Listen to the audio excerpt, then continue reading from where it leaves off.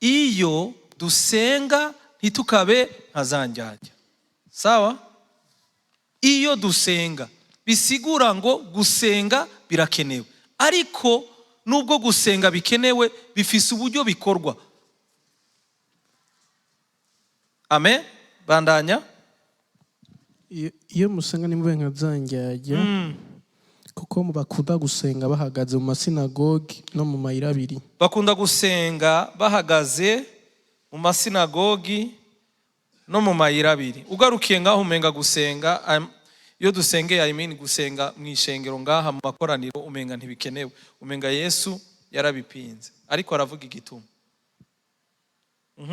Baramaze guhabwa impera zabo. Wasimbye arakantu wasimbye ngo biyerekane imbere y'abantu cyane, nako nashaka ngo biyerekane imbere y'abantu. Gusenga birakenewe, ariko impamvu zidutera gusenga nizo Imana yitwararika cyane gusumba amajambo dukoresha mu kuyisaba. Impamvu ivyo dusaba Imana nizo zikomeye cyane gusuba bijya turuko turayisaba.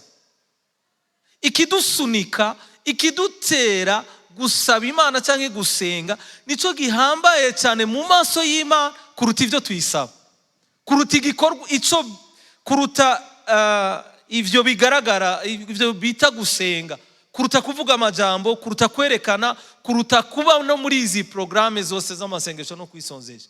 Impamvu zituma twisonzesha, impamvu zituma dusenga nizo zihambaye mu maso y'Imana kuruta kwisonzesha ubwavyo. So nukuvuga ngo rero ivyo dusaba, impamvu tubisaba birashobora gutuma Imana yumva ivyo tuyisabye canke ntivyumve. Hari ikintu Imana ikwiye kwigisha abakristo muri iki gihe cya nyuma, ikintu cyitwa l'importance des motifs. Impamvu zituma dukora ivyo dukora byose mu ishengero zirahambaye cyane, kuko izo mpamvu ziba mu mitima y'abantu, zibaho abantu batabona, zibaho umugenzi wawe, ibigutuma ukora ivyo ukora. Twe tubona ibigaragara hanze, mugabo ikigusunika inyuma gukora ico kintu twebwe ntavyo tubona. Ashobora kuba ari mpwemu yera, ashobora no kuba ari ivyifuzo by'umubiri. Impamvu zituma dusenga rero ngo tugomba kubikora tutagomba kwereka abantu yuko turabasenzi. Imana ishimwe cyane. Nasanze mu mashengero gusenga cyangwa kwitwa umusenzi ni grade y'umugenerale mu ishengero, nka kujya ko mu gisirikare. Abasenzi n'abantu batavuguruzwa, n'abantu begereye Imana gusumba abandi bantu. Abasenzi n'abantu babona yuko abandi bantu bose ari abazayifu badasenga, ari bo bahagarariye igikorwa. Kandi ivyo Barundi, reka ndabite Barundi basi, Barundi nuko bigishijwe nabi. Bamye bababwira ngo abasenzi ngo ni inkingi y'ishengero. No, inkingi y'ishengero ni Yesu, niwe buye rigumye imfuruka gusa. Nta muntu ashobora kubera inkingi y'ishengero. Inkingi y'ishengero ni Kristo gusa. Imana ishimwe cyane. Kandi nivyo ko habaho umugwi w'abantu basenga, mugabo gusenga kuba abasenzi niki n'ubuzima bw'umukristo wese yacunguwe. Ntagomba kubaho itsinda kanaka ry'abasenzi. Oya, abantu bose, abakristo bose bacunguwe. Mwa abakristo mwese bo mu ishengero ry'ubuntu bwa Yesu Kristo, mwese mubwiriye kuba abasenzi, mukwiriye kuba abasenzi. Nico kintu Imana iduhamagarira twese. Ariko bakigize igikorwa, baca bagiharira abantu bamwe. Hariho n'abantu bavuga ngo jewe mbayeho kubera amasengesho y'abasenzi, kandi babakozi b'Imana. Ngiyo ntafise abasenzi, umugabo abasenzi bakomeye bansengera. Hama wewe naho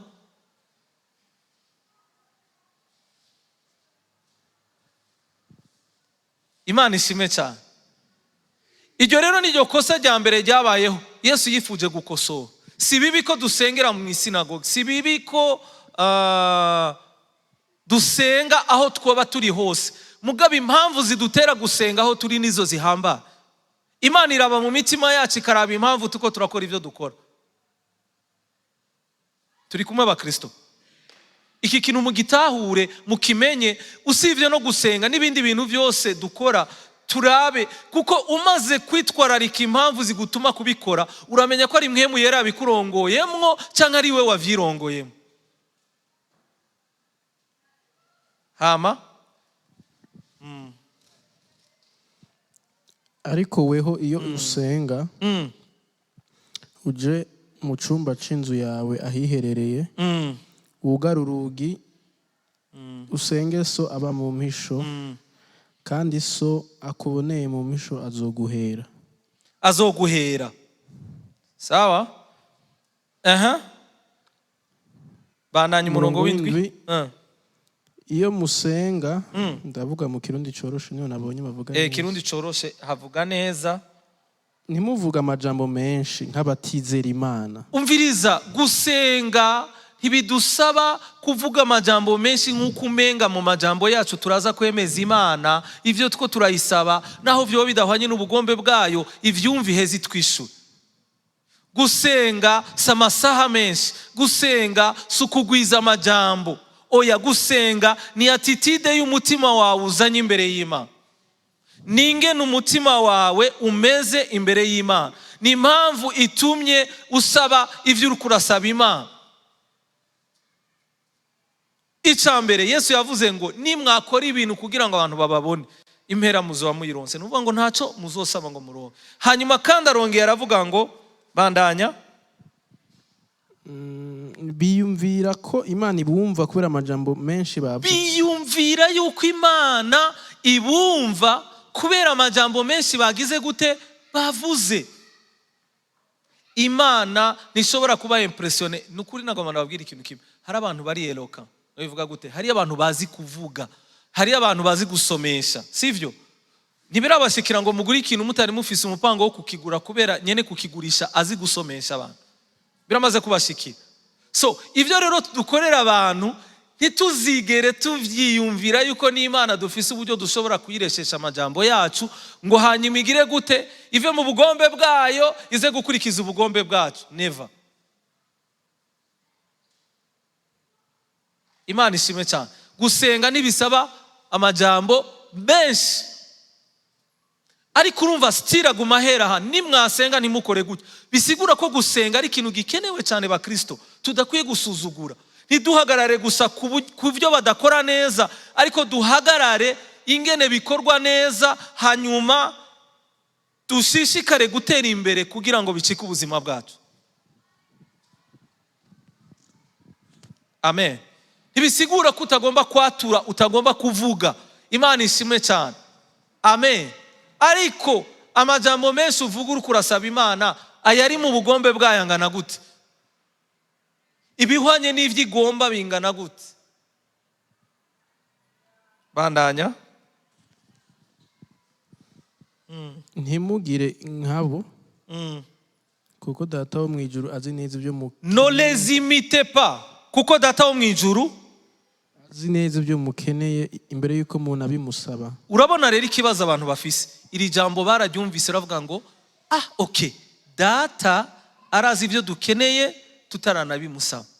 Reka twicare turorere. Siko biroroshe. Data ntidukwiye no kuvuga, tubwiye ntituvuge n'amajambo menshi, ahubwo twebwe ibyo dukeneye arabizi deja tutaranabimubwira. Imana ishimwe cyane. Ariko uba wibagiye ijambo yahereye ko nimwabikora mubikore gutya, nimwabikora ntimubikore uku. Hari ijambo ryaciye rikurikiraho ku murongo ugira 8, ugira 9. Avuga gute 9? Mukwiye gusenga muvuga muti. Voilà. Mukwiye gusenga gutya. Hejuru bavuze ngo Data arazi ibyo dukeneye tutarabimusaba. Ariko kandi bavuze nimwasenga rero nimubikora uku. Bisigura ngo gusenga birakenewe cyane rwose ba Kristo. Dusimbire ku murongo wa 18, wa 16. Iyo mwisonzesheje, ntimwerekane ko mubabaye nk'uko zanjye zibigira. Mwavyumvise? Hariho mina abantu bagira, hariho ukuntu mu maso abantu basa bisonzesheje, baba bagomba kwimpressiona abantu bose. Ngiyo mwisonzesheje, ntimugire nk'uko zanjye zigira. mwerekane ko muri abantu bagowe, mwerekane ko muri abantu bisonzesheje, mwerekane abantu bose bamenye ko. Nagomba ndababwire ngo kwisonzesha ko kuzima ni attitude y'umutima. Ningene umutima wawe wawuhaye, wagize gute, wagize priorite ya mbere gusabana n'Imana. Ningene wiyimye ibindi bintu byose, umutima wawe ukawuhereza Imana, ukawegereza Imana. Nico kintu gihambaye mu maso y'Imana kuruta ibyo twogaragaza mu maso. Ntacyo bimaze ko duheba gufungura mugabo imitima yacu ikiranga, ikirimo ibindi vyiyumviro, ikirimo ibindi bintu. Imitima yacu tukirigwa yuzuyemo ibindi bintu, twiyumvira ibindi bintu, iri kure y'Imana mugabo twiyimye kujya. Iyo ni grave ya fin. Sinzi, nukwiyimira indyo ubusa. Nimba udashoboye kumva yuko umutima wawe ukwiye gusabana n'Imana, ukegerana n'Imana, hanyuma Imana ishime cyane bituritse, ariko tubazi ikintu kimwe, abo binanira kwisonzesha mukajya kujya cyane, nivyo biryoshye cyane mu maso y'Imana. Kutarinda inzara, nimba hari ibigeragezo nabonye bigora abakristo benshi, kandi ndiko mvuga abo ngasi, ndiko ndavuga abahanzi, nukwiyiminya. Okay, reka nababwira ikintu kimwe. Hariho ikintu bavuga gute, kubura ibyo kurya, sans manger, sans boire, na jeûner, ni ibintu bibiri bitandukanye. Kubura ibyo kurya no kwisonzesha ni ibintu bibiri bitandukanye. Amen. Hari abantu ubwira ukumva kugira ngo jewe jeûne ndayamamo kubera yabuze ibyo afungura, uyamamo kubera utabikeneye. Ejo ni wabironka uzobijya cyane. Turi kumwe. Imana ishimwe cyane. Bitandukanye no kwisonzesha, kuko kwisonzesha wiyima ibyo kurya wari ushoboye kubijya. Turi kumwe ba Kristo. Amen. Kandi hari ibintu bimwe bitugora kumenya uko tumeze mu gihe tutararonka akaryo neza ko kubibamo ivyo bintu. Hari ibintu Imana ishobora kudukorera bikaca bitwereka automatic ingene dusa twebwe mu mitima yacu, tutari twizi na twebwe ingene dusa. Amen.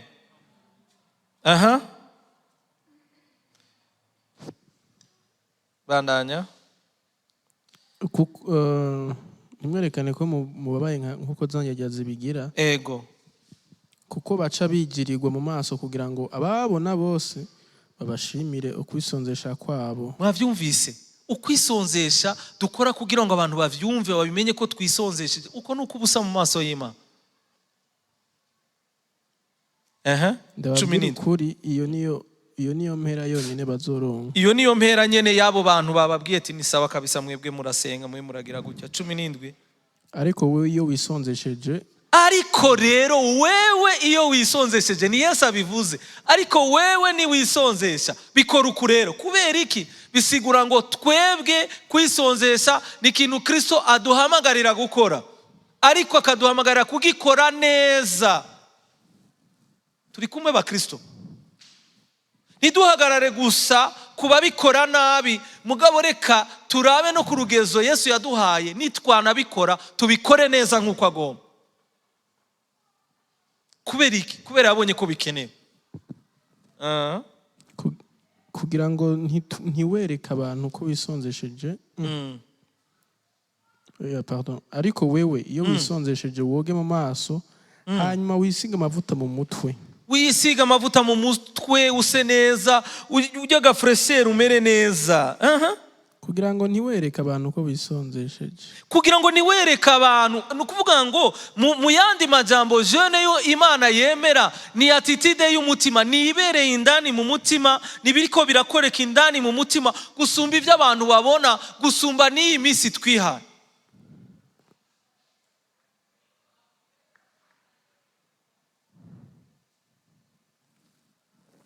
Imana ishimwe cyane.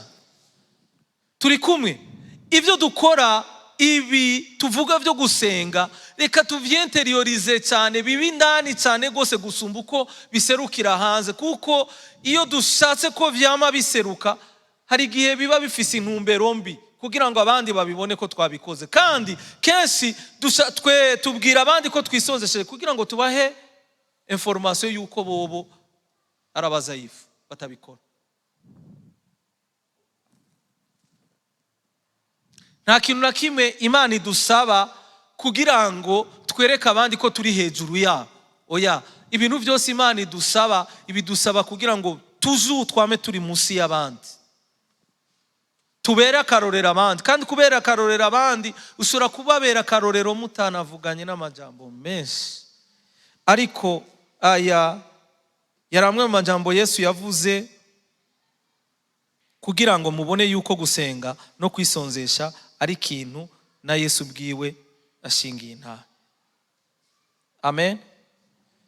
Reka dusubiremo gato ivyo twari twarigeze kuvyiga, mugabo reka tubisubiremo gato ntaco, hari abo tutari kumwe. Impamvu twisonzesha ni kubera iki? Nitwisonzesha kugira ngo tugororokere Imana.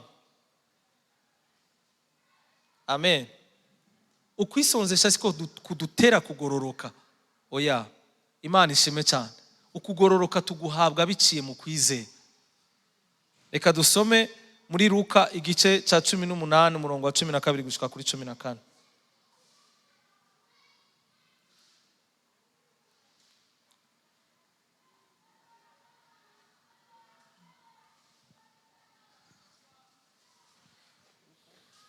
Luka 18:12 na 14. Nisonzesha kabiri mu ndwi. Kandi hera kuri 10 na rimwe. Kanangure kuri 10. Abantu babiri baduze mu rusengero gusenga. Abantu babiri, murumva?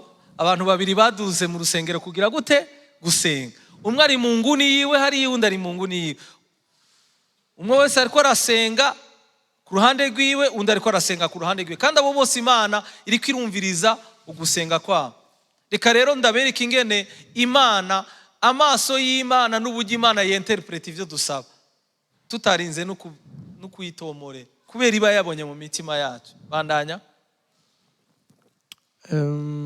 Umwe yari umufarisayo, undi akaba umutoza kori. Umwe yari umufarisayo n'abantu b'abanyedini bibaza yuko bazi gusenga, bibaza yuko bazi gukora neza ibintu, bibaza yuko ivy'Imana babikora neza, kandi bibaza yuko bari hafi y'Imana gusumba abandi. Umutoza kori nawe n'umuntu w'umunyavyaha avuga ati jewe sinkwiriye no mu maso, n'umuntu arepresent abantu bari hanze bataramenya Imana. Bandanya. Wa mufarisayo hagarara wa mufarisayo ahagarara ukwiwe asenga avuga ati, ahagarara ukwiwe asenga avuga gute? Mana ndagushima ko ntameze nk'abandi. Abasuma, inkozi z'ibibi, abasambanyi, kandi simize nk'uriya hariya. Nisonzesha kabiri mu ndwi. Nisonzesha kabiri mu ndwi. Seve yiwe atanguye kuyiha Imana. Atanguye kubwira ati Imana, burya rero jewe nkora gutya, nkora nuko, kugira ngo ayimpressione. Sawa? Kandi ntanga ikigira 10 c'ivyo ndonka vyose. Kandi ntanga ikigira 10 c'ivyo ndonka vyose. Ariko wa mutoza akora ahagarara kure. Ntiyubahuka no kurangamiza mu ijuru. Umviriza attitude y'abantu babiri bose baje imbere y'Imana gutya. Bose bariko barasenga, mugabo Imana yaravye mu mitima yabo cyane. Yamara yikubita mu gikiriza avuga ati, Mana ngirira imbabazi jewe umunyavyaha. Ngirira imbabazi jewe umunyavyaha. Ndababwira ukuri. Uwo mutoza kori yatashe yemewe nk'umugororotsi imbere y'Imana.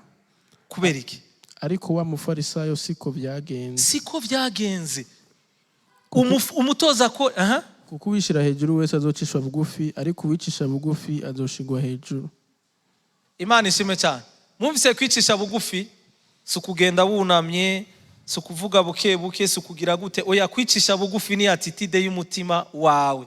Ningene umutima wawe uri dispose, ningene umutima wawe ugize gute, wegereye Imana, uciriye bugufi Imana. Umutoza akora avuga ati, Jesse imbere mu maso yawe Mana, ndi umunyavyaha ndabizi, nta nico nshoboye. Bisigura ngo uyu yaravuze ko yisonzesha muga mu maso y'Imana atabugororotsi burimo.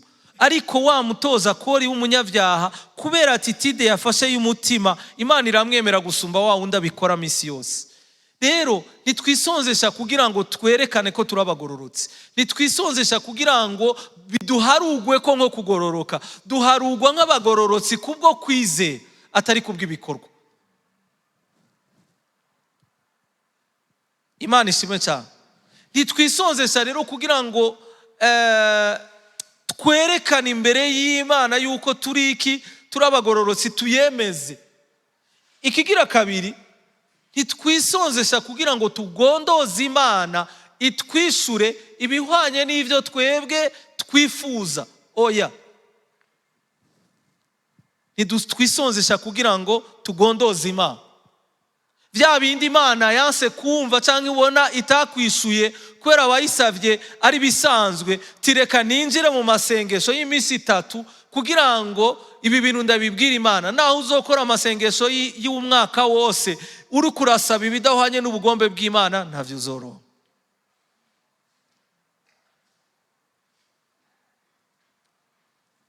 Imana ishimwe cyane. Amen. Ntituriko rero muri iyi myanya turimo, ntituriko turasenga twisonzesheje kugira ngo Imana itwumve cyane gusumba uko dusanzwe tuyisaba. Turi kumwe? Imana ishimwe cyane. Ikigira gatatu, kwisonzesha sukugandara, sukugorwa, samagorwa, oya, ariko nubundi buryo bwo guhimbaza Imana. Turi kumwe? Nubundi buryo bwo guhimbaza Imana. Ivyakozwe n'intumwa igice ca 13 umurongo wa mbere gushika ku wa 4 haravuga gute? Ako mu Gifaransa haravuga neza. Mu Gifaransa haravuga neza gusumba mu Kirundi. Dusomerewe mu Kirundi coroshe, nanje ndaza gusoma mu Gifaransa. Ivyakozwe n'intumwa 13 umurongo wa mbere gushika ku murongo wa 4. Mw'ishengero ryo muri Antiokiya, Mw'ishengero ryo muri Antiokiya hari abavugishwa n'Imana n'abigisha aribo Barnaba, Simeyoni bita Mwirabure.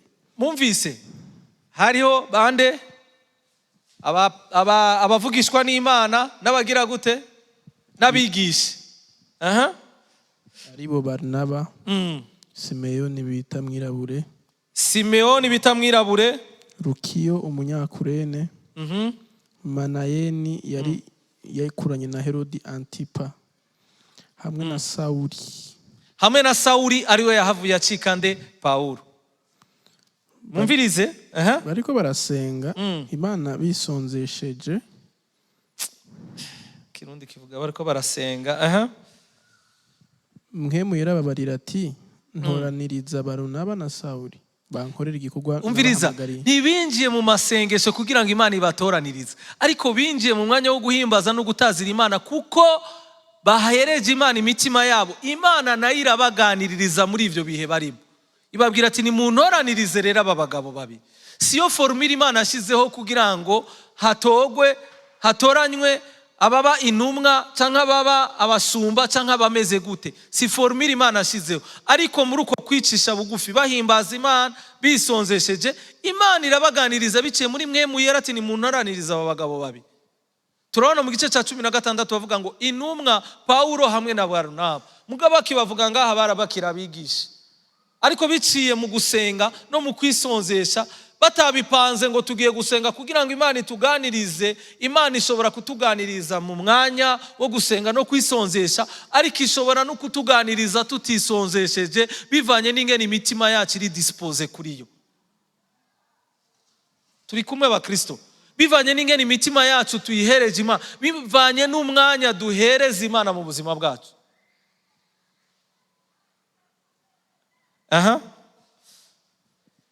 Haravuga ngo umurongo wa 2 mu Gifaransa, un jour qu'ils adoraient ensemble le Seigneur et qu'ils jeûnaient. Bariko barahimbaza Imana bisonzesheje. hanyuma ngo le Saint-Esprit leur dit, mettez à part pour moi Barnabas et Saoul pour l'œuvre à laquelle je les ai appelés. Kumbure nabo ntibari bazi yuko ico gikorwa Imana yakibahamagariye. Mpemu Yera arabaganiriza atari uko bari muri programme yo gusenga no kwisonzesha, ariko kwisonzesha no gusenga ni uburyo bwo guhimbaza Imana, kandi n'uburyo bumwe Imana ishobora gucamwo kugira ngo iganirize aba cyangwa itora aba, ibahishurire ibabwire ico bahamagariye gukora, nk'uko ishobora kubihishurira abantu batarinze kwisonzesha. Bisigura ngo kwisonzesha c'est une autre forme d'adorer Dieu, ni ubundi buryo bwo guhimbaza Imana. Tuyihimbarishije iki? Imibiri yacu. Turatanze imibiri yacu Mwami imbere yawe, duhevye vya bindi byose imibiri yacu bihimbara imibiri yacu, turayikuzaniye imbere yawe kugira ngo tuguhimbaze biciye mu kwima ikintu cyose gihora kinezereza umubiri wacu. Imana ishimwe cyane. Amen. Bandanya. Bahejeje kwisondesha no gusenga, baca babarambika ko ibiganza barabarungika. Nuko baragenda batumwe na Mpwemu Yera bamanuka i Serukiya. Ugeze ku murongo wa kangahe? Kane. Wa gatatu havuga gute? Bahejeje kwisonzesha no gusenga. Bahejeje kwisonzesha no kugira gute? No gusenga. Babarambika ko ibiganza barabarungika. Babarambika ko ibiganza barabarungika. Imana ishimwe cyane. Barisonzesheje, bisigura ngo kwisonzesha no gusenga ni kimwe mu bigize ubuzima bw'iki bw'abakristo. Murongo wa kane. Nuko baragenda batumwe na Mpwemu Yera. Baragenda batumwe na Mpwemu Yera. Rero ndafise ikibazo, none by'ukuri tutabeshanye, abantu bose bitwa ko bariko barakorera Imana entre guillemets, bose batumwe n'Imana? Batumwe na Mpwemu Yera.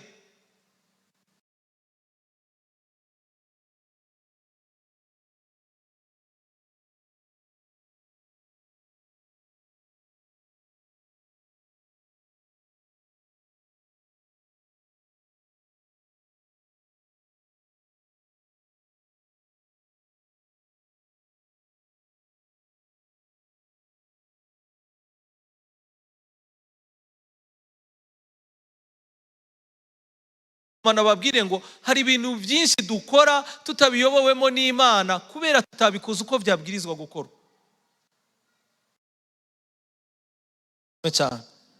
Iyindi verse ihwanye nuko kwisonzesha atari ukugandara nijya twasomye. Ntitugomba kugira gute? Ntitugomba kufunga amasura, ntitugomba kwambara amagunira nk'abo mu isezerano rya kera. Abo mu isezerano rya kera babikora comme une forme d'humilité, nk'uburyo bwo kwicisha bugufi. Ubu rero uburyo bwo kwicisha bugufi, ducisha bugufi imitima yacu, tugacisha bugufi n'imibiri yacu, kugira ngo bijya imibiri yacu yamidusaba tuvuge ati ubu turabimye wa mubiri wanje, ndakwimye njya ku bwa Kristo, ndakwimye njya kubwo kumarana umwanya n'umwami wanje Yesu Kristo. Imana ishimwe cyane.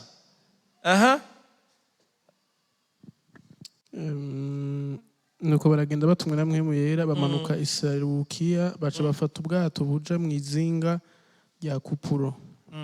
Bageze i Salamini bavuga ijambo ry'Imana mu masinagogi y'Abayuda, kandi Yohana Mariko yagendana nabo abakorera.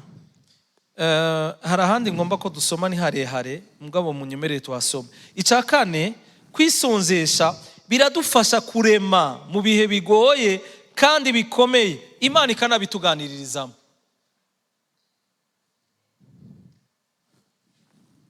Amen. Reka dusome muri Acte 27. N'ubundi Paulo aranyigisha ibintu byinshi. Uyu ni intumwa ikomeye tubona ivugwa cyane, kandi tukabona n'ivyete byinshi yanditse, kandi atari muri za ntumwa 12. Ivyakozwe n'intumwa igice cya 27 kuva ku murongo wa 21. Iki gitabo cy'ivyakozwe n'intumwa kirimo ubutunzi bwinshi cyane, muzogisome muzomenye ngene urugendo rwacu nk'abakristo rugomba kumera. amen. Dusomere kuva kuri 21. haheze igihe abantu ataco barya, Haheze igihe abantu ataco bafungura. Pawulo ahagarara imbere yabo Hera ku murongo wa 19 duga haruguru gatoya. ku munsi ugira gatatu abo nyene baterera mu mazi ibikoresho bimwe bimwe ubwato bukenera. Mu bisanzwe bandanya. Aho Imana yarabaganirije irababwira ati nyamara, Pawulo arababwira ati nyamara naho two turagenda imbere turaza guhura n'ibibazo, baranka kumva. Mugabo barabandanya baragenda. Bandanya. Haheze iminsi myinshi atazuba canke inyenyeri tubonye, kandi umupfunda uguma isurira. Uwo mupfunda ugumusurirana, bari mu mazi hariya nta nkombe babona, hirya nta nkombe, hirya no hino nta na hamwe babona inkombe, bari hagati mu mazi mu kiyaga, umupfunda ugumugira ugira gutya, bose bamaze kwihebura babona ko bagiye gupfa.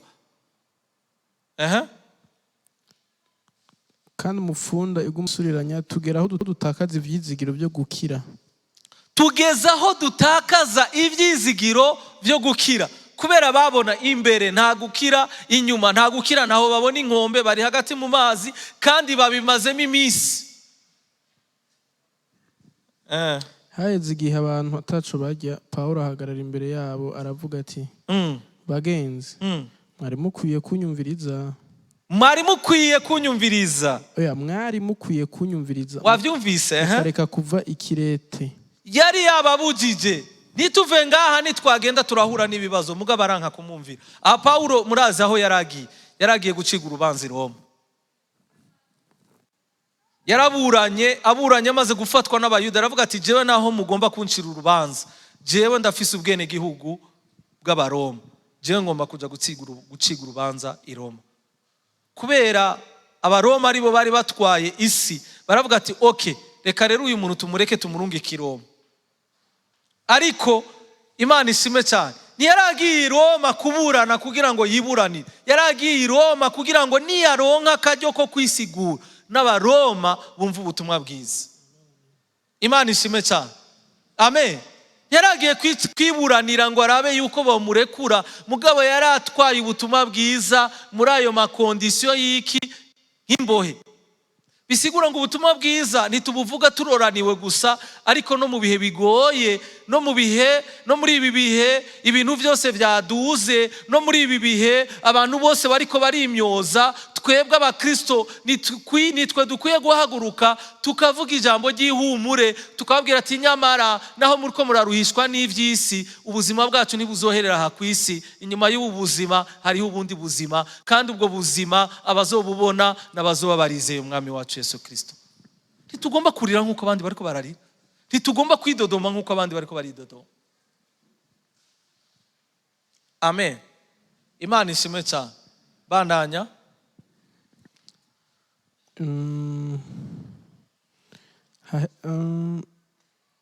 Gutyo mwari kuba mwirinze akaga n'uru ruhombo. Ubu rero ndabasavye mugumye imitima, kuko atanumwe muri mwebwe azotakaza ubuzima. Imana ishimwe cyane. Mu mwanya wo gusenga, mu mwanya wo kwisonzesha, haraza ijambo ry'ihumure.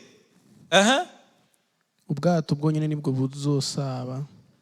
Ibaze umuntu ahaguruka kubabwira ngo ubwato buzosaba muri hagati mu mazi, ngo mwamwe ntacyo muzoba. Noshaka kumvira ko abantu bose bari muri bujya bwato bari bazi koga. Imana ishimwe cyane, amen. Bwana sifiwe. Deja wowe uri imbohe, utwawe n'abasirikare, utwawe n'abantu bakomeye, n'ubwato burimo abantu b'abanyacubahiro b'abaroma bisubiriye iwabo, harimo abakomersa, harimo abantu bafise ibintu, mugabo kubera bamaze guca mu bihe bigoye, baraba imbere bakaraba inyuma, bakavuga bwa butunzi bwacu, bwa busirikare, amapete yacu dufise, bya bindi byose twibaza ko dufise, nta na kimwe gishobora kudutabara muri uyu mwaka. Pawulo arahaguruka atanga ijambo ry'ihumure. Amen. Bandanya. Muri iri joro nyene umumarayika w'Imana nitirirwa kandi nkorera yampagaze iruhande arambarira ati ntutinye Pawulo we, utegerezwa kuzoburanira imbere ya Kaisari. Wabyumvise? Imana yaramuganirije personnellement, mugabo imuha inyishu y'ikibazo ciwe, mugabo basangiye n'abandi. Iramuganiriza personnellement. Nagomba nababwire ngo muri iyi myanya yo gusenga no kwisonzesha, Imana iratuganiriza ikaduha ijambo ry'ihumure riri personnel, mugabo ikanatuganiriza n'ibiraba abandi bishobora kubaka abandi. Nta gihe na kimwe rero tuzosenga twisonzesha dukeneye yuko Imana ituganiriza ibitwerekeye gusa, mugabo ivyerekeye abandi bitaturaba.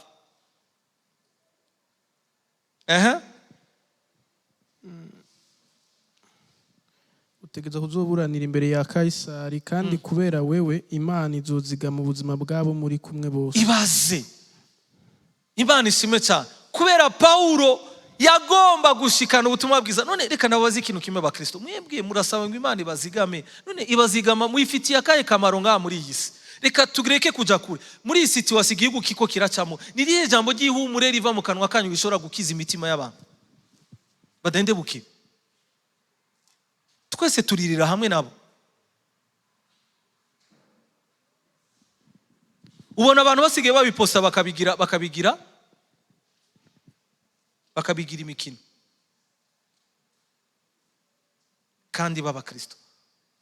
Niriye jambo ry'ihumure wowe ufise ushobora gutangariza abandi kugira ngo bakomerezwe muri ibi bihe bigoye turimo?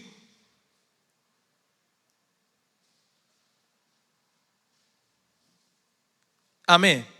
Na attitude yonyene ufata mu bibazo irerekana by'ukuri yuko Imana bujya mufitani imigenderanire ikomeye cyangwa uyibeshe, kuko iyo rukamvye irakubona. Novuze en fait pas, Imana iratuzi twese. Hari ibintu idashobora gupermeta ko ducamo kubera imaze kubona capacité zacu zo kwihangana ngene zingana. Nese tuzoguma turi abana. Amen. Imana ishime cyane. Ega Imana nizoreka gushitsa ijambo ryayo ngo nuko hari abantu bahisemwo kudashaka gukura kugira ngo bafesinga ibintu bagenda barahura navyo mw'isi, ngo izozireparanya abantu, ngo Imana ngo ntiyo tugerageza ibidahwanye n'ukwemera kwacu. Imana ishime cyane. None uri mu Burundi ibiriko biraducako, nutemera gukomeza umutima wawe ugira ngo ntibizoguhitana. Bandanya.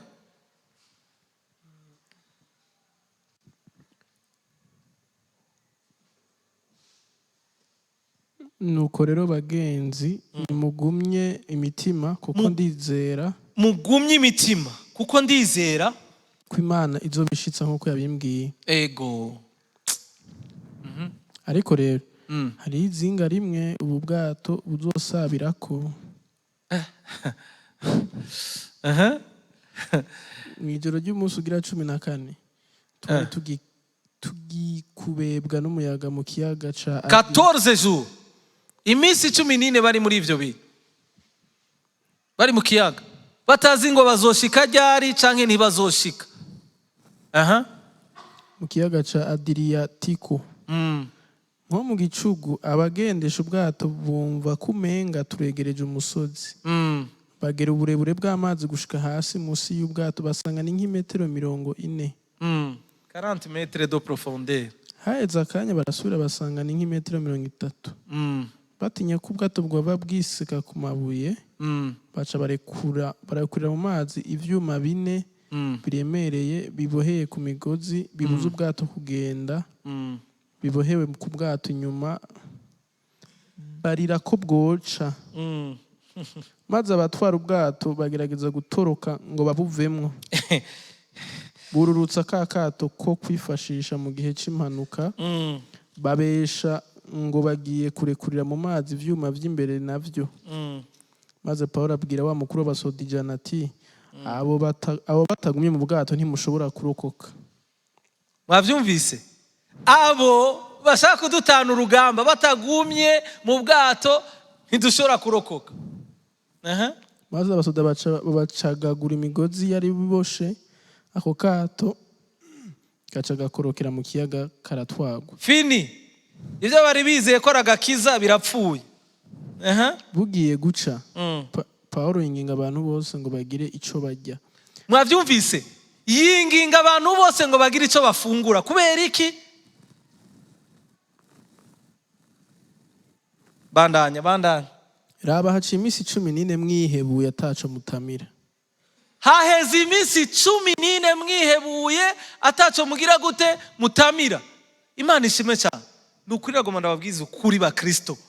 Inzara y'umwanya wose nagomba ndababwire ngo ni essence nabivuga gute mu Kirundi? Gusonza cyane nukuroranigwa. Imana ishimwe cyane. Reka ndabivuge muri cya Kinyarwanda bakunda kuvuga, ni umwijogonyoro.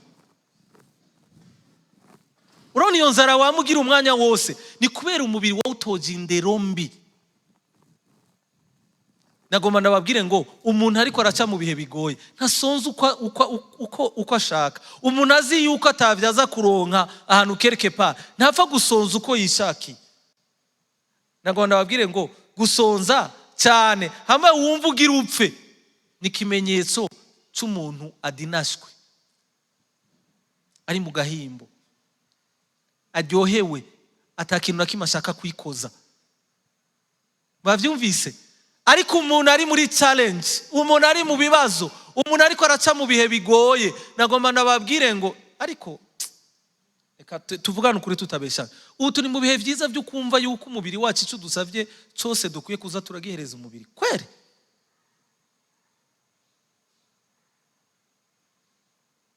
turumva dukwiye kuroranigwa, kuryama tugasinzira tukavyuka. Imana ishimwe cyane. Abadafite icyo bakora bakavyuka saa 5 hanyuma bagasubira bakaryama après midi. Ebana inzara iranyishe akarondera kanafungura ku bantu babifise. Nagomba ndababwira icyo ni kimenyetso cy'abantu bahaze.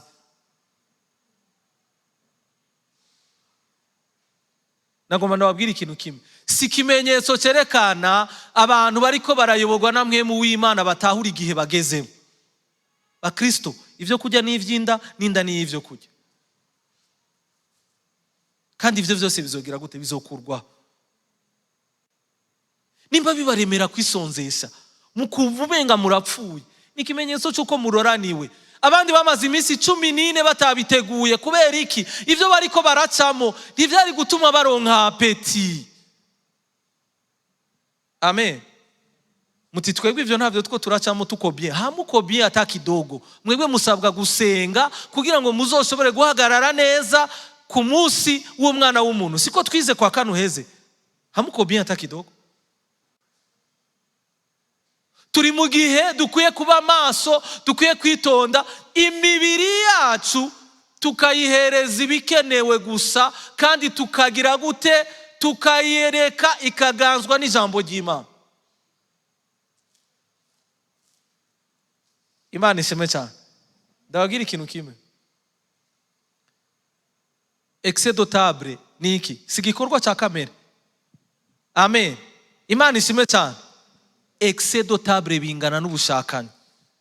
Mwari mubizi? Kujya cyane no kumva uhahamiye indya sana, ivyo nibikorwa vya kamere mere ku mubiri, nta mwemu yera birimwo. Nimunkubite.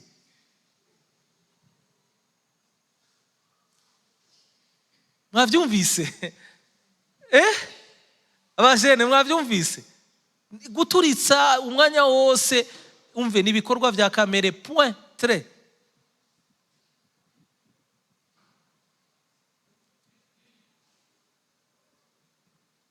Agacerere. Amen. Imana ishimwe cyane. Okay. Tumere nk'aba bandi bavuga ngo kuraraha ungari muzima. Reka ndababwira ikintu kimwe. Uko abantu bakuze, nubwo mubona abantu bameze gutya, si kuvuga ngo abantu twakuze turi mu buzima bwiza. Si kuvuga ngo hageze aho twiha ivyo dushaka tuca tugomba kuvyiha uko imibiri yacu bidusabye, twoca dupfa. Turafise uburyo bwo kuvyiha, muga turemera kubiheba kubera impamvu kanaka ifise agaciro gusumba imibiri yacu.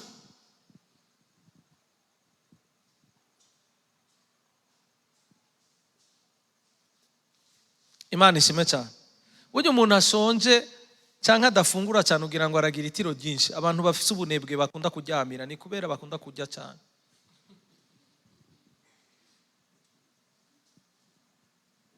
Amen. Abarundi baratevye bararaca n'umugani baravuga ngo ngo harara inzara ngo hakazinduka iki? Inzigo kubera iki? Natira ushobora kuronka ushonje. Igituma musinzira cyane bana amasaha 8 amasaha 10 ni kubera muba mumeze neza mu mubiri. Turi kumwe? Amen. Abandi nabavuze ngo inda ngo yibaza uwayirayeko kubera arazi ijoro ya muraje. Mwavyumvise? Amen. Urumva nta amen muvuga nta ngorane. Acara babwira ngo bagire gute? None rero ndabasabye murabe ico mujya kugira ngo mubeho. Kugira mubeho. Kuko nta numwe muri mwebwe azotakaza n'agashatsi ko ku mutwe wiwe. Imana ishime cyane. Arabahaye ijambo ry'ihumura abwiye ati ubu rero murashobora gufungura, mushobora kugira akantu mutamiye kubera muzobaho. Amen.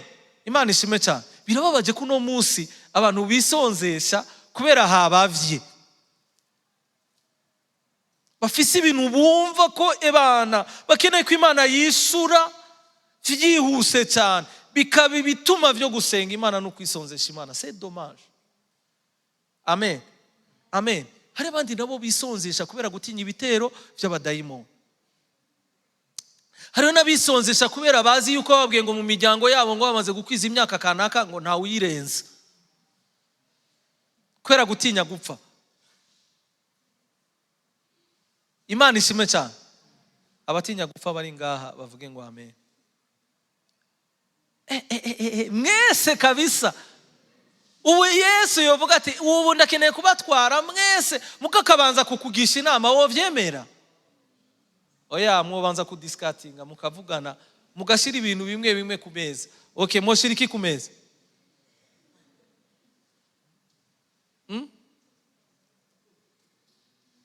Imana ishime cyane. Reka turangirize.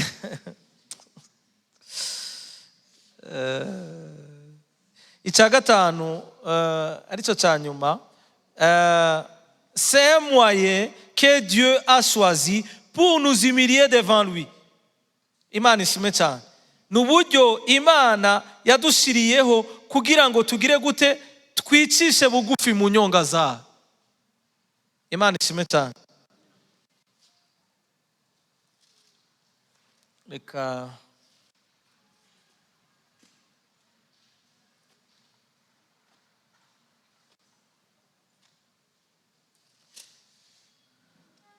Yesu ashime cyane. Ducisha bugufi, duca bugufi mu mitima yacu kandi twereka Imana yuko tuyiciriye bugufi, turi capable canke twiteguye kureka vyose ku bwayo. Amen.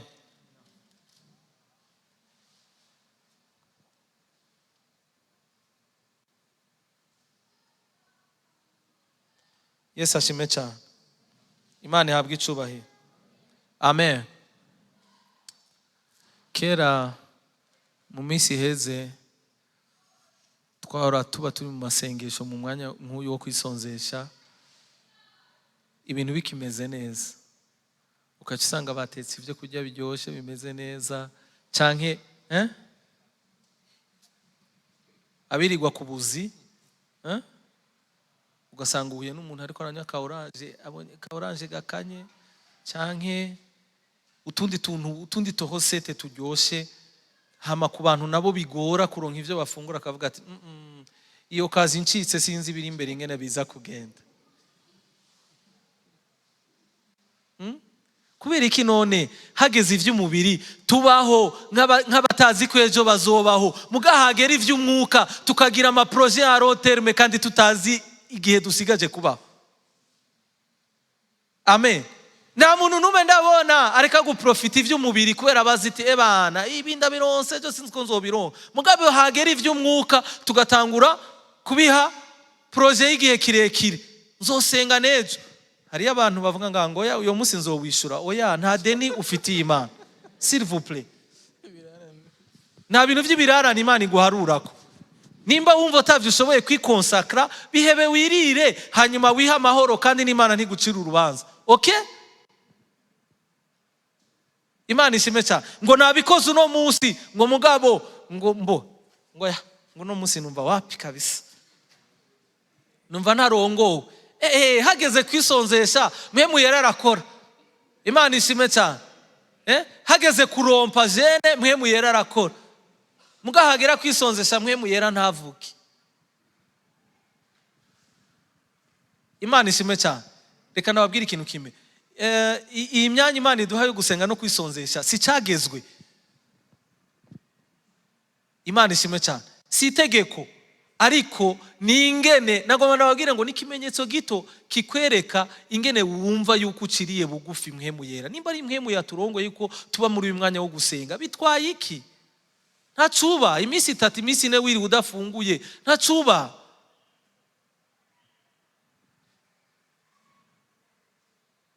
Amen. Imana ishime cyane. Rero nukuri nagomba turangirize kuri iri jambo twasomye mu ndwi iheze, kandi numva umenga ngomba gushimangira ko Imana idufashe turitahure cyane. Matayo igice ca Luka igice ca 21 mu murongo wa 36 niho ngomba ko turangirize. Ariko ushatse uhere kuri 34 bantu b'Imana. Mwiyubare. Ariko mushatse, reka nababwira ikintu kimwe. Mushatse muri iyi minsi mu kwitoza kwisonzesha. Imana ishime cyane. Erega tugiye guca mu bihe bigoye, aho gufungura bitazoronka abantu bose. Oya ni mu ndabe ndabibabwire, ntabwo mafise. Imana ishime cyane. Nimba wahurugirirwa ubuntu ukajya 3 ku munsi, birashoboka cyane yuko no kurya rimwe ku munsi mu minsi iri imbere bizogorana. None utitoje kuvyiyima bizogenda gute? Abantu bazopfa. Amen. Imana ishime cyane. Muravyiteguriye? Nimwitoze, nimugire iyo myitozo, kubera ko we never know tomorrow. Amen. Imana ishime cyane. Kandi nimba ari ikintu Imana ititwararika cyane ku buzima bwacu, ni ibintu biza guhimbara imibiri yacu. Nukuri ko Imana ivyo bintu nivyo bintu Imana ititwararika cyane, bitari umwitwarariko ku buzima bwacu ku Mana. Niyo nkuru rero mbi ndabafitiye. Imana ntibabazwa nuko utaronse ivyo urya, oya ahubwo Imana ibabazwa nuko ubugingo bwawe ushobora guhonera hehe? Muri Gehinomu. Reka abantu b'Imana dusangire susi n'Imana ku buzima bwacu. Susi y'Imana aba ari yo iba susi yacu. Umwitwarariko w'Imana ku buzima bwacu aba ari wo uba n'umwitwarariko wacu ku buzima bwacu. Imana ishimwe. Nta kimana bibwiye ujya 3 ku munsi, ujya 4 ku munsi, canke umara iminsi 2 canke iminsi 3 utariye. Imana yitwararika ikintu cyose gishobora gukora ku bugingo bwawe, ikintu cyose gishobora gutuma udendebukirwa ivyo kwizera ukabivamo. Niyo susi y'Imana ku buzima bwawe. Amen. Imana ishimwe cyane. Nenda babaze, inzara yadukura ku Mana. Abakristo bo mu ishengero ry'ubuntu bwa Yesu Kristo. Amen. Imana ishime cyane. Inzara yadukura ku Mana. Byakwe ukumva ko ugoka kubera wabuze ivyo urya, ukumva ko ibindi byose wobirambika kubera wabuze icyo ufungura.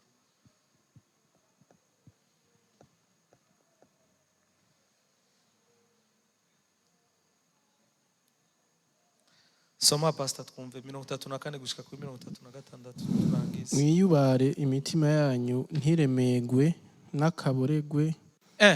Twiyubare imitima yacu ntiremerwe n'akaborerwe, hamwe n'ibihimbaro bijanye nako. Hamwe n'ibihimbaro bijanye. Reka nanje nsoma mu Gifaransa. Canke imyitwarariko y'ivy'ubuzima. Canke umwitwarariko w'ivy'ubu buzima kugira ngo uwo munsi ntuzubashike ko giturumbuka. kugira ngo uyo munsi ntuzubashike ko giturumbuka.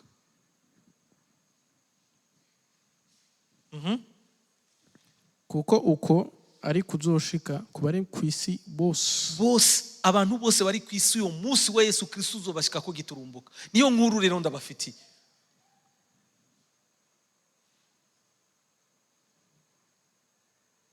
Plusieurs abantu benshi kandi bo mbwishengero, nukuri nagoma ndababwiza ukuri, uyo munsi uzobashika ko giturumbuka. Mugihe imitima yabo iri kure y'Imana, mugabana imitima yabo iri ku Mana, nagoma ndababwire ngo ku munsi nimba Imana itakuganiriza ngo ikwereke yuko ibihe n'igihe dusigaje kubaho ngaha ku isi ari gito, uyo munsi wowe uzogushika ko giturumbuka. Every single day, ku munsi tubona ibintu bitwereka, ibimenyetso bitwereka yuko iminsi dusigaje kubaho ngaha ku isi ari mike. Niyo mpamvu rero na twebwe tuba dukwiye kugira inyifato itandukanye niyo abantu bari mu buzima buryoshye bworoshe nk'abatazi iyo bariko baraja.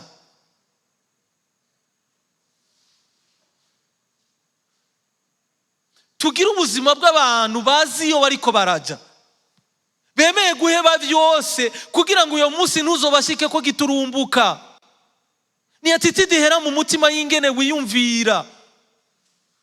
Nukuri nagoma nababwira ikintu kimwe, bantu mwe nta gihe tugisikaje cyo kuryoherwa, cuko twidibamira gusa. Hapana, ebana maisha ni haya ni kukula mugani wa wundi, ayo nkoreye yose nzoyajya nihagera gupfa mpfe.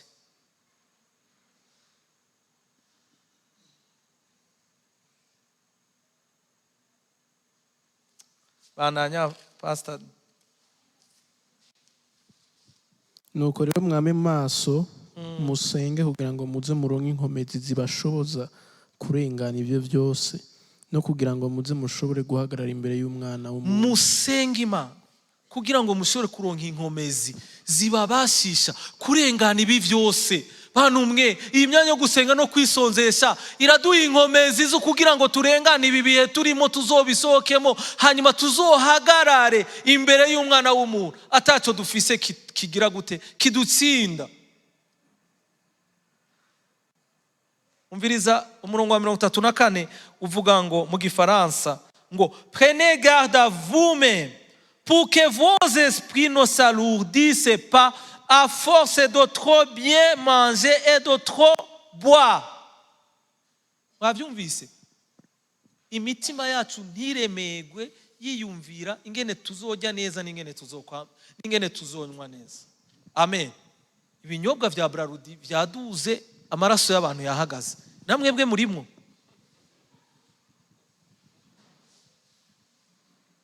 Namwe murimo? Imana ishimwe cyane. Canke ngaha murimo mwibanga?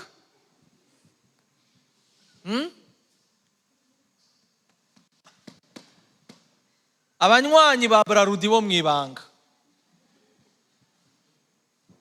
ntibigiye koroha. Amen. Nagoma nababwire muri ibi bihe vya nyuma muvyaguruke dusenge turarangije.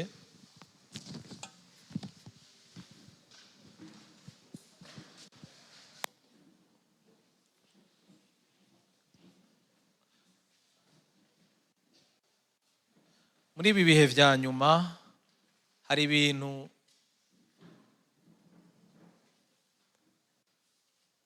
bizohava bitugora kuronka nitwahitamwo kubandanya twubaha Imana. Hari ubuzima tubwirizwa kwemera guheba mu gihe tuzoba twahisemo gukurikira umwami wacu Yesu Kristo. Ivyo bakristo muvyitegurire.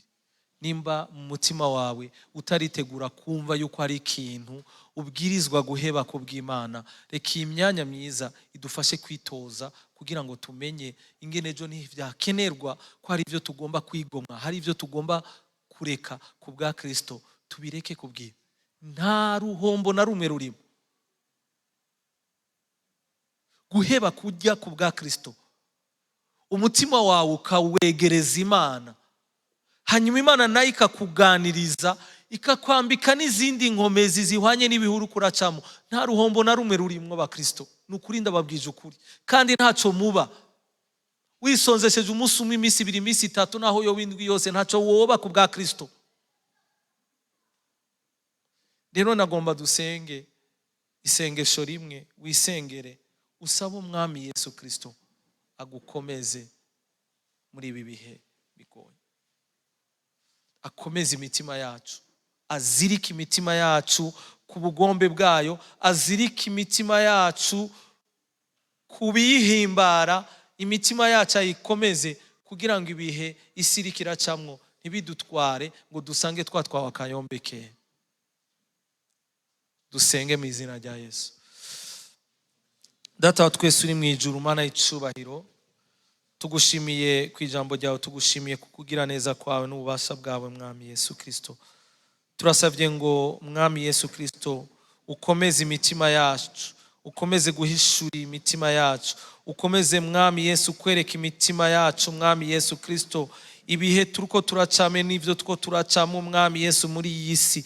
Usubire mwami Yesu Kristo wambike inkomezi mwami Yesu Kristo, umuntu wacu w'imbere mwami Yesu azirikwe ku bugombe bwawe, umuntu wacu w'imbere umukomereze mwami Yesu muri ibi bihe bigoye. Twambara inkomezi z'indani mu mitima kugira ngo duhagarare tudatsinzwe n'ubugunge bwa wa mugwanizi, kugira ngo duhagarare tudatsinzwe mwami Yesu n'ibihe mwami Yesu turiko turacamwo. Mwami mwiza, Mana zima, uzirike imitima yacu, ukomeze imitima yacu mwami Yesu, utwigishe gushima aho abandi bariko bararira. No mu bihe bigoye tugushime, no mu bihe bigoye dutangaze inkuru nziza y'ivyizigiro mwami Yesu. No mu bihe bigoye twibuke mwami Yesu Kristo kubwira abantu yuko mwami Yesu Kristo aha kwisi atari wacu, umunsi umwe tuzotaha. Muri ibi bihe bigoye ukomeze guhishurira imitima yacu, utwereke ibimenyetso bihwanye n'ivyo turiko turacamo, bihwanye n'ibihe mwami Yesu isi iriko iracamo,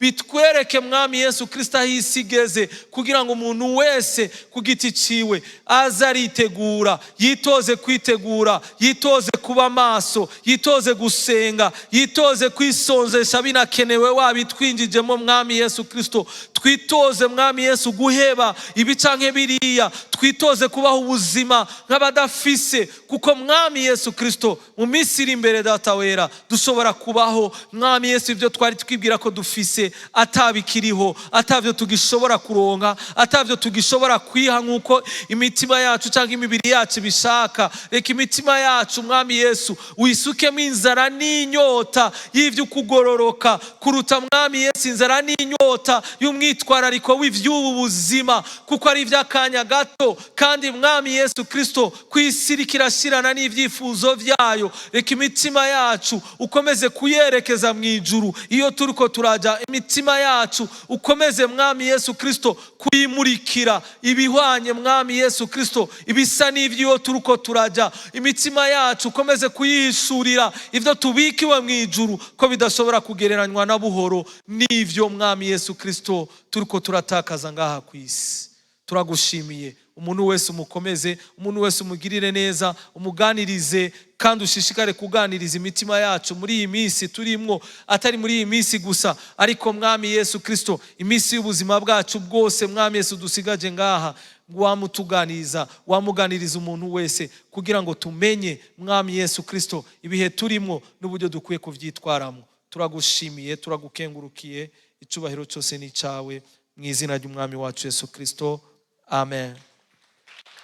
Ndabifurije ijoro ryiza mu mwami wacu Yesu Kristo n'ibihe vyiza.